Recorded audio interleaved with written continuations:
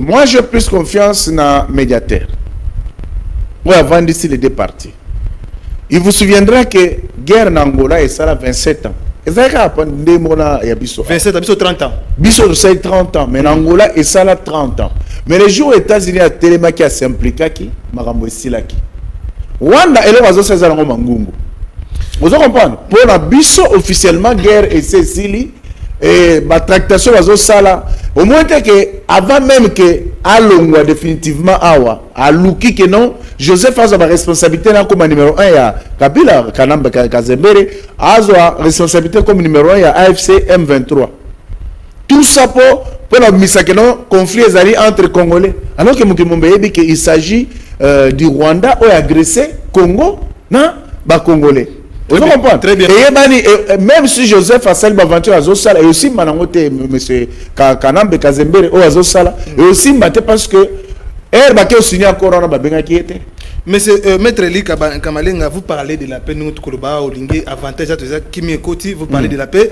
Batoyo ndeko na biso bazana est bazali ko metuna mingi lors on a justement na briefing ezaki bongo animé na ministre de la communication Patrick Moyana ministre des affaires étrangères batunie alobi jour kimi kozonga et ba ina noté ba congolais ba mise na nini justement na maloba wana est-ce que eza assurante ko ba non dans tel jour après un mois kimi kozonga to pe to mise na nini justement oh avec non kimia mokolo zonga e ba interpona yo non mutu na za mutu ya makasi. Je crois que madame la ministre a divagué et là il faut ba congomani ba retenir les aboy accord entre le Rwanda na RDC et c'est le 27. Et là il faut retenir que la clause union c'est contenue dans le accord wana et d'abord discuter, concerter et puis accepter ne pas accoucher en gros. Donc les deux parties va signer accord wana c'est-à-dire ils ont engagé bango et commune de balbarana droit opposable dans les deux parties. Maintenant et azolo ba ke mukolo ba signé et là peut-être mukolo guerre et aibi mukolo aussi la té. C'est-à-dire que il y a un mécanisme oyo ba ko en place, il y a suivi hein et pas un médiateur pour na rolande là hein les engagements signés par chacune des parties pour na otala nana ko violer pe nana ko respecter. Mais on ko violer a ozambano à la dimension aux États-Unis, parce que Trump a dit clairement.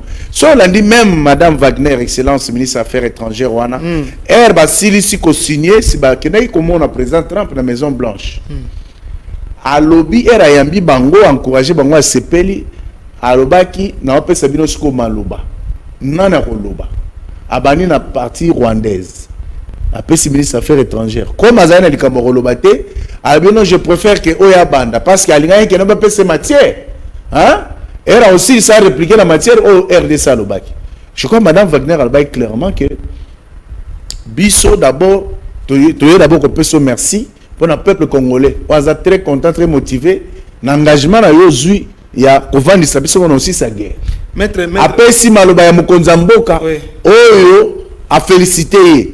Et puis à lobby que, biso de notre part pour l'humanité, mais il faut insister sur le Rwanda qui a souvent violé les accords signés entre nous et eux à respecter leur côté. Mais Hollande qui peut Trump, Mbalo qui a dit que Mbalo a dit ministre des Affaires étrangères Rwanda que Mbalo a un intérêt, il y a respecter accords, ceux qui vont respecter en côté, beaucoup de nabiso dans le nabiso. Maître Eli, ba congolais topé ba ndeko na biso bazana est bazana besoin ya kimia mais comment na ministre toyebi que no ba accord so signamé toyebi était après ba pesa délai o musala ko banda ya ko désarmer topé ya ko luka ko quitter ba sol congolais il y a un délai ba fixer mais comment na accord oyo délai sengeli ba M23 ba quitter ba nité au ministre azo ko bisa ngo ba congolais te ni ne ba tam na sima maître Eli. Non mais écoutez non mais le mécanisme il y a na biboy na uti koloba na entame que États-Unis ont été nommé spécialement un général pour a suivi à respect à accord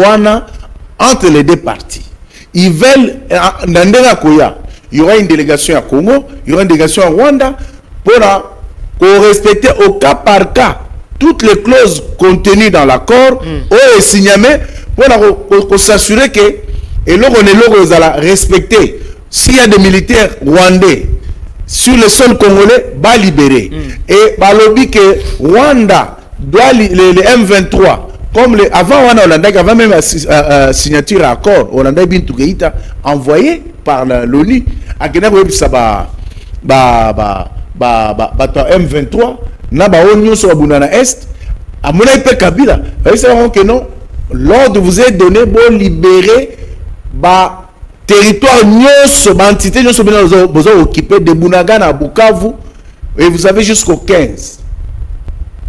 Ça qui est clair. Oui. Donc c'est à dire que et là on a lingi na ibisa bande ko la biso ya ba congolais ya linini batu batika bulu yeke o bazocha bango na démagogie ya bato ya opposition parce que et là ça d'abord passe na ba congolais à mauvaise qualité ya linini bino ba o bazo kufa na ce sont nos frères, les femmes qui sont violées ce sont nos mamans, nos sœurs, nos enfants. Ba ressources baza pillé ezali ya biso. Bah on va déplacer 7 millions de personnes, on va déplacer, balongole bango na milieu naturel na bango ba kei, bazo vivre na passe, ce sont nos frères. Comment bino boko sepela te que guerre si là. Bozo ya kaka ono et là on se biso to tuna ali depuis que batongo banda oloba. O akoro za mabe et à cause à respecter te. Mais ezane loko nini oyo to banda ko zo avant o to bando sala avant o accord de paix signé to zo yango te. C'est la grande question qu'il faut se poser. Très bien. Donc, oui. S'il faut, dans ce résumé, ils ont été sur Congolais que ils ont quand même sonné pour les Congolais où il y a des parce que les Américains eux-mêmes ont été même forcés à la mise au point par rapport à Mituna et aux autres. Dans l'Andi Boulos, dans France 24, ils ont rassuré, ils ont expliqué. Nalandi ministre Kaikwamba ouais affaires étrangères notre ministre Wazaki au four au moulin pour la signature accord Wazo expliquer ba musuba le bureau non to céder minéraux na Rwandais mais il y a le but mais l'accord c'est l'accord de paix, l'accord ne parle pas de minéraux. Oui, on va essayer d'aborder le côté économique. Très bien, je vous rappelle encore que Zali Bongo Maître Eli Beni Kamalenga, président national et parti politique Action pour un Congo uni, n'un des deux justement accord USMA qui est niveau ya États-Unis à Washington. Maître Beni côté sécurité continuellement et c'est retraite FDLR va quitter Mabel Nabiso au moins que non FDLR bango balobi que non il faut Kagame lingara bangote bino bo proposer bango ba quitter Congo ba kena Rwanda bango na ngam na bango abi que non Kagame pe alingara bangote siko wana gouvernement congolais ekosani na niveau wana.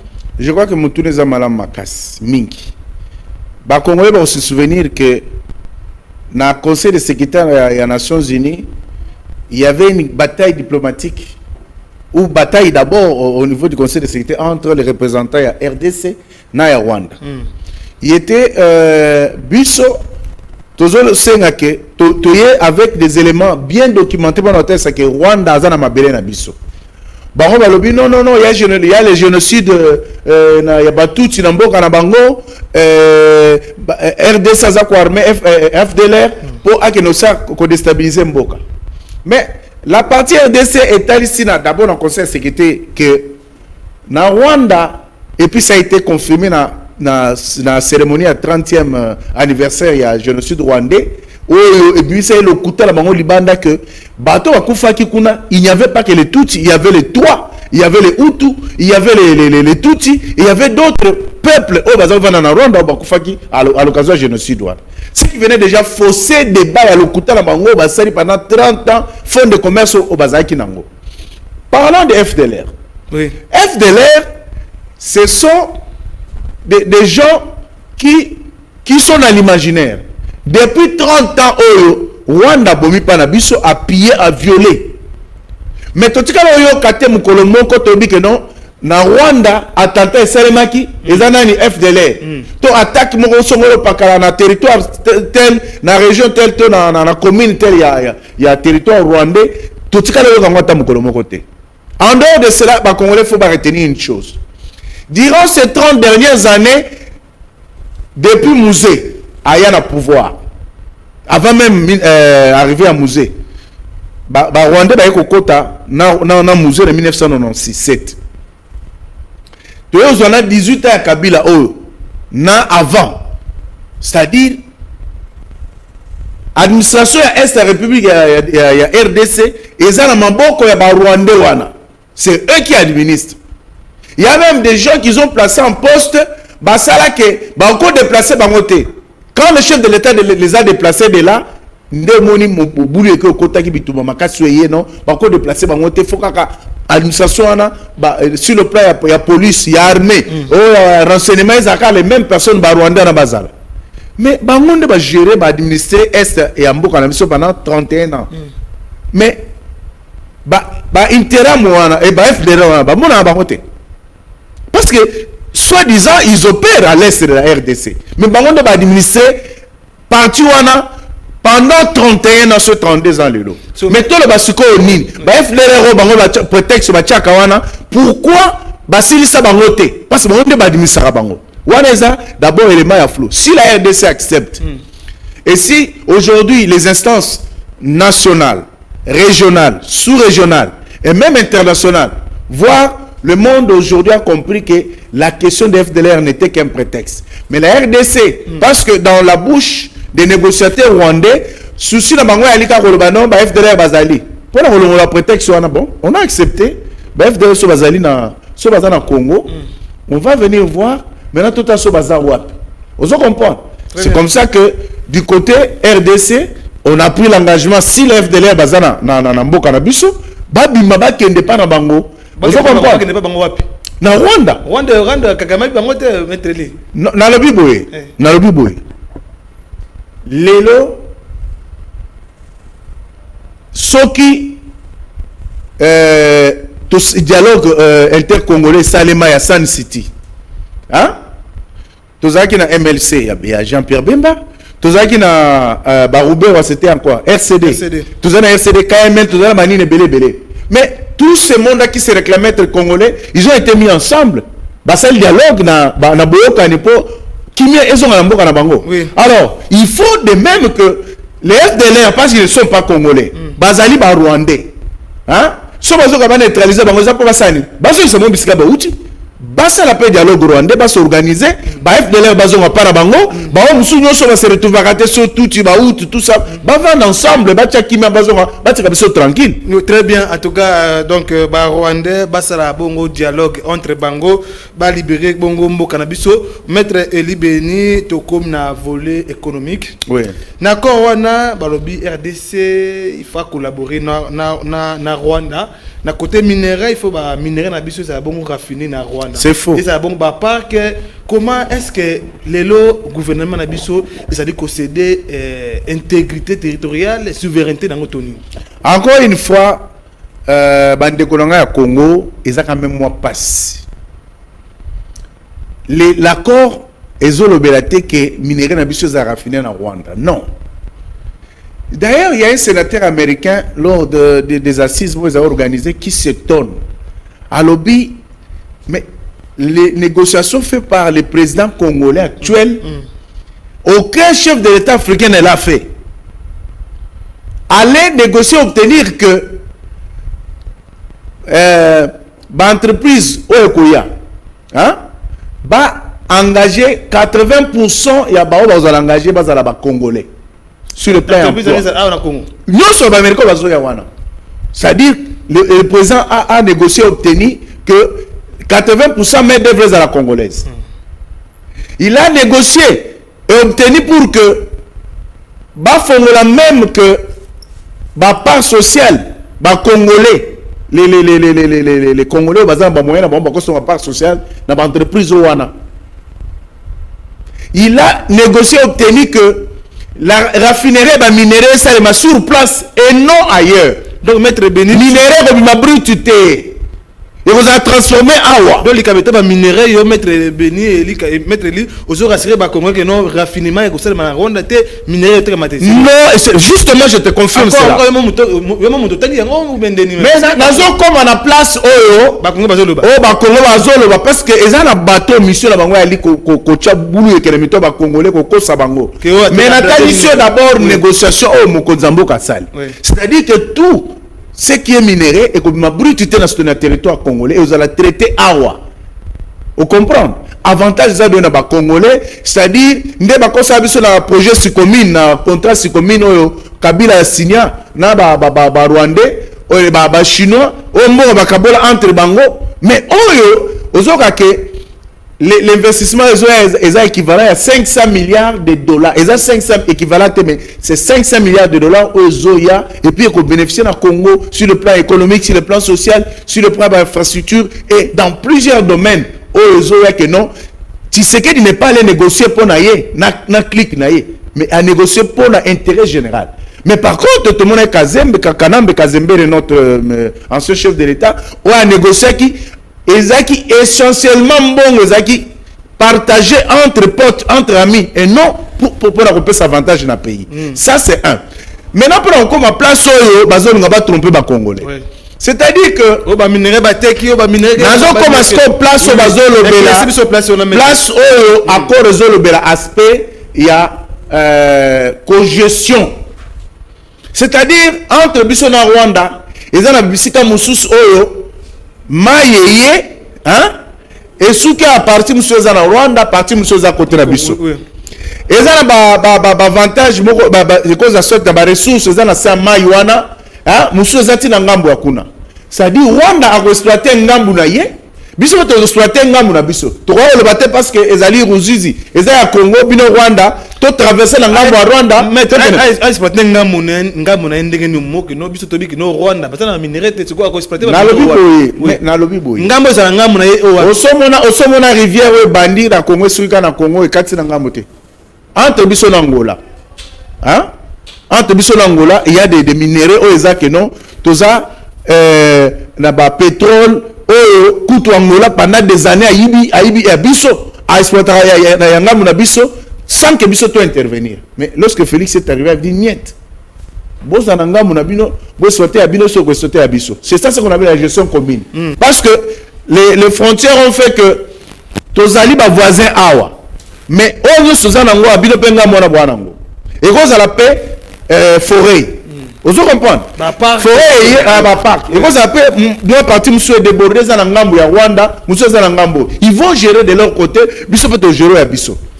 C'est-à-dire, la meilleure façon d'apporter la paix, c'est faire en sorte que bah éléments nyos, bah point nyos ko sarake, bah toi aussi qu'on s'affronter et à la traiter. Et c'est comme ça que l'accord a pris soin de traiter bah kawana oza que non gestion commune ko salema. Bato va traiter ngamuna bango biso pe ngamuna na biso. Mais ce n'est pas que biso te permettre na Rwanda que non ko exploiter minerai pas na biso ou bien que minerai na biso que na zala raffiner pas na eza le vunu le kuta d'Ishima. C'est que disent les gens là n'est que mensonge pour révolter les Congolais parce que l'accord a été bien négocié. Vous comprenez? Maître Ozo, je vous rappelle encore que na posa na ko bisabino que azali bongo moko ya ba ya union sacrée justement donc bango bazali bongo majorité maître mais tu remarqué que Ozo défendre en tout cas mabe accord autre azali comme na ngote de sécurité côté économique en tout cas Ozo remarqué que Ozo défendre union est-ce que c'était parce que Ozo na kati ya na gouvernement boza na kati union sacrée Ozo bossa na population bazali ko déplorer bazali ko à chaque jour maître Ozo remarqué mais population toi apparemment non écoute. Je suis de ceux, bon, ceux qui me connaissent savent que place Mabé à Linga na Lobaka. Remarquez Mabé accord c'est l'autre. Non, Mabé accord na lobi boye. Accord et outi ko signamé. Balobi accord ezali essentiellement sur la paix. Alors na paix wana na ba clause ezali contenu na kati accord, on a pris en compte ba élément nyos. Vous comprenez? Parce que biso na Rwanda toko yokanate. Mais il peut s'avérer que papier eza mobimba. Mais il y a katika sala ke hein awa tokuta na Rwanda ndelo ya ngambo bango c'est s'il y a des avantages ya sol to ya sous-sol hein o ezali qu'on se retrouve dans la minute. Très bien, c'est ça ce que dit l'accord. Mais ce n'est pas que parce que je crois que qui vivra monera. Oyo balobaka lobaka, hein? Balobaki kaka bande ko na biso banyo solo go. Baleka ba si peuple non accord wana ba américain ba boyo signaler les susté. Mais accord de signaler ba changer formule et comme non bradage de minéraux. Oh, l'accord ne parle pas de minéraux. Très bien. Mais l'accord traite des points oyo ko sala que na place où que les deux parties doivent se croiser aza ko voisin. Hein? Bazo gérer question voisinage bien avant et en accord pour éviter que lobby que ça serve de prétexte à l'un comme la ligne comme l'autre partie au Lubano au côté qui paranga au Salaki Boy. Très bien. Maître lui béni tokomo kende presque nasuka tout ba mam kena nikambo accord oh nakati accord et le beli ba victime te ba réfugié te automoni plus de 135 000 réfugiés congolais basana mabelo à Rwanda il faut ya Congo au p 132 000 réfugiés au basana au ya Rwanda au ya Rwandais au ya ba Rwandais basana ngamba Congo il faut pas zonga kuna mais accord et le beli yango te comment gouvernement to pe comment beaucoup procéder dans les cambeta bongo ba réfugiés ba victime nini bo prévenir pour na bango. Mais ça c'est une bonne question. Il y a des mécanismes déjà qui existent où ils ont géré la question on a réfugiés. Il y a le système des Nations Unies qui est bien implanté chez nous avec les autorités de notre pays aux autorités déjà bakawana. Et batona bazali identifié ba yebike il y a des Congolais qui ont guerre, afro de la guerre, ici quand Songolo pakala namboka boy. Je crois qu'il appartient maintenant à chaque pays, quand la paix sera retrouvée, il y a qu'on permettre maintenant, hein, ressortissant pour passer dans un milieu naturel. Donc tout ne doit pas contenir dans l'accord. Oui. Parce qu'il y a déjà des mécanismes qui sont bien installés par rapport à la question. Très bien. Maître Eli, tout le monde il y a eu des accords à Addis Abeba, il y a eu des résolutions des Nations Unies 2773, les lots accords de paix entre RDC et Rwanda. Yo, moko ya gouvernement, moko ya Kongomani, particularité ni justement, on a dit comment on a un accord. Non, la particularité de cet accord, c'est d'abord le fait qu'elle est signée avec la première puissance mondiale. Vous comprenez? La première puissance mondiale qui peut quand même, de par son hégémonie, sa puissance, son prestige, imposer à chacune des parties le respect sans faille et accord. Ça c'est un. De deux, au moment que au total la résolution 2773 où ils ont signé en faveur de la RDC dernièrement là, qui parle même de ces groupes armés et tout ça. Au moment que cette résolution fait partie intégrante et accord où il y a le 27 juin 2025. Et ça qu'on fait partir. Et si les partis signataires préféraient terme désengagement qui est globalisant par rapport à retrait, c'est pour la simple raison que il fallait que ma parti au Bazali engagé dans le conflit au Bazali qui utiliser groupe armé pour faire du mal dans un sens comme dans un autre, de se désengager. Et on a demandé à chaque armée étrangère, aux dans le sol congolais, de quitter. On a demandé au Rwanda, comme à d'autres qui utilisent des groupes armés, pour venir tuer chez nous, sous prétexte, il y a des raisons fallacieuses, il y a FDLR et consorts, qui va rassembler, très bien. Donc, c'est-à-dire que l'accord peut ne pas être parfait ou imparfait, parce que l'œuvre humaine est toujours faite d'imperfection. Mais le plus important, si cela peut nous amener à une paix durable, je crois qu'on doit applaudir de tous nos mains et de tous nos voeux, parce que souci à Congolais ali que tu retrouver intégrité territoriale de Bissau. Parce que l'élément numéro 1, affirmer, c'est d'abord l'intégrité territoriale. Très bien. Vous comprenez? Oui. Parce qu'on affirme cela dans Ebandeli, que le Rwanda doit respecter l'intégrité. Chacune des parties doit respecter l'intégrité territoriale. Yamboka. Très bien. Donc, il faut que Rwanda ne jamais déplacer, RDC ne jamais déplacer. Mais on est appelé à nous mettre ensemble, parce que soyez le lot, bah tu vas comprendre des marches à chef d'État et rabandi pouvoir nesika. Il est allé auprès de 9 voisins pour aller savoir que naye komona bino. Oh, ils ont divisé biso et cause la plus forte que le 5 biso. Très bien. Maître Eli, que nos attaques aux guerres et bandits, attaques aux bitum et bandits, souka nango, il faut qu'on vende à Kosolo là. Est-ce que les lots, tout comme on a dialogue, tout comme on a présence, il y a ancien président Joseph Kabila na dialogue, dialogue nini? Dialogue inclusif. Est-ce que Joseph Kabila kozwa part na ba dialogue non, sa présence n'est pas présence de Joseph Kabila ils a souhaité parce que Joseph Kabila a sali Sony. Vous comprendre? A sali Sony, il y a Koluka Rokene Kwando se charge à Rwanda pour le numéro 1. Il y a AFC M23 pour dédouaner Rwanda. Ça c'est un crime, c'est une trahison, c'est une haute trahison. A violer l'important statut des anciens chefs de l'État. Dans l'article 5, dans le Sénat qui voit la neutralité, il faut azala. Il y a la neutralité et puis il y a quoi, il y a l'autre élément même échappe. Oui. Vous comprenez? Donc, à quoi qu'il ne jamais qu'on soit là, Salaki. Vous comprenez? Par exemple, que les aspirations M23, ils allaient fondées et légitimes. Alors qu'en septembre 2009, en septembre 2009, le même Joseph Kabila, en fonction chef de l'État, dans la tribune des Nations Unies, Joseph Kabila a Kundana, M23, où il y a le biquet, ils allaient mouvement terroriste au Bazo Bundisamboka. Mais mon commandant qui a comme numéro 1 à Bango, c'est-à-dire que depuis tout ce temps, Kabila a été celui qui a créé beaucoup de ces groupes armés pour déstabiliser notre pays et amener notre pays à la balkanisation. Alors une telle personne, on ne peut jamais conjuguer, terroriste. Donc c'est-à-dire, bateau Moutoloko la Nanga, qui est un traître, Moutoloko la Kabila, Katumbi, ce sont des gens aujourd'hui. Katumbi a dépensé des millions auprès des lobbies américains pour empêcher que ces accords ne soient signés. Pour l'entendre, ça m'a dit que minerai existe à côté. Mais t'as les Américains de Basukisier. Très bien. Mais basu satellite la bango, cartographier, minerai, même minerai à la Katanga. Non exploité dans le Congo central. Très bien. C'est pour dire que traître place naïs à la Rawa, pina Lilita, ou bien en prison. Très bien.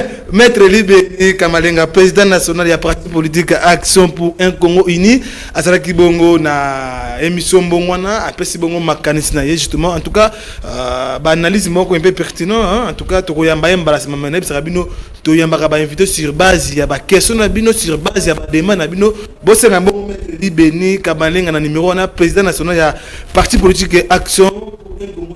Maître Benito comme na suka na mukuse bato ba conclure ni justement bato ba kotana bandako ba conclure ni justement na passe sinon na émission mongana ya mukwalelo c'est que na o na rosenga na bandeko na nga ba kongomani eza basa la confiance na mokonza mboka basa la confiance na madame Thérèse Kaikwamba wazali ministre d'État ministre affaires étrangères parce que et sali 30 ans que bazako lobela Congo sans ba congolais. Et ça lit 30 ans que, plus de 30 ans que, intérêt Congo est dans les pays voisins. C'est-à-dire que elle va montrer que Congo a zongi. Le Congo se vend. L'homme va toujours critiquer mon Konzamboka Abimaka qui n'a pas tourisme. Mais le mbano ya ba voyage et mon année parce que le Congo a retrouvé visage naïa grand parmi les pays ya sous-région Afrique centrale et puis Afrique. Et tel ici que tout ça a confiance à mon Konzamboka. Lelo Félix Antoine Tshisekedi Tshilombo a télémi à se mettre en exergue pour que guerre aussi là et non en tant qu'un traître mais en tant que moi mboka oyazo bunda pour que baoya bandeko na biso est o bazo na passe kolela konyokoma minyoko nyonso ba retrouver kimia et cette paix aujourd'hui ce qui est cause à la réalité effective. Je crois qu'on ne peut qu'applaudir. Il y a un ancien Congolais, tout prêté, mato, il a bisoté, na badongolo misu, oyo, souci na mangwali, que notre demeuré na katia de civilisation, tout demeuré katia na passe, na konyo koma, pour que Rwanda continue konyo la biso. Tout le monde a colonie à Rwanda, et c'est fini. Donc, il est temps maintenant que la vraie indépendance à Congo, au Yebandaki, est effective. Très bien. Tokom Nasuka émission Bongona, Tokozanga Teko Yembrabino, président national, Maître Eli Beni Kamalenga Mbalasima. sur base il y a ba question na bino en tout cas ba journaliste patriote bazala raté mais quand il s'agit de Congo en tout cas to yebini singi to ça to yebi deso singi to ça en tout cas malgré tout journaliste patriotique patriote azala raté mais en ce qui concerne le Congo tout bongo position na biso en tout cas boké bana poisson d'avril poisson rwandaise vous allez circuler na ba réseaux sociaux na ba accord de paix signé entre biso na ba Rwanda en tout cas boké bana bosse na mettre libeni kamalenga na numéro na groupe WhatsApp et puis tozanga te ko yamba ye mbala sima botika maram ciao.